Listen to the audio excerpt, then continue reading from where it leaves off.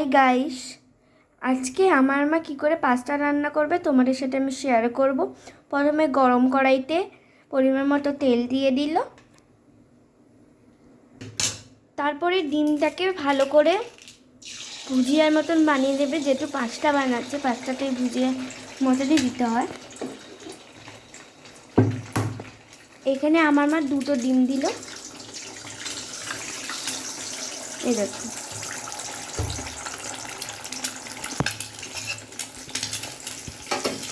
পরিমাণ মতো লবণ দিয়ে দিল, এরপর ভালো করে যেরকম করে ভুজিয়া হয় সেরকম করে খুন্তি দিয়ে ফাটাতে লাগলো ভুজিয়ার মতো। এই দেখুন,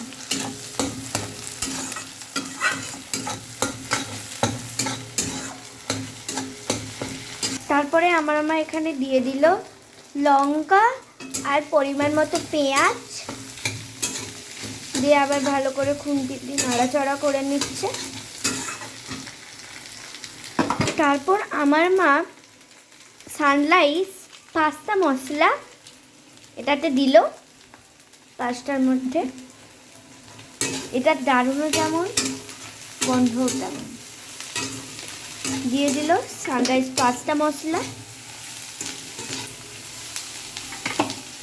এরপরে দিয়ে দিল পাস্তা, তার সাথে আছে আলু দিয়ে ভালো করে আবার নাড়াচাড়া করে নিচ্ছে।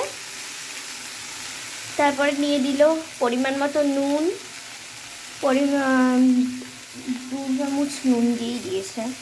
এবার সস দিল মা, কিষান সস।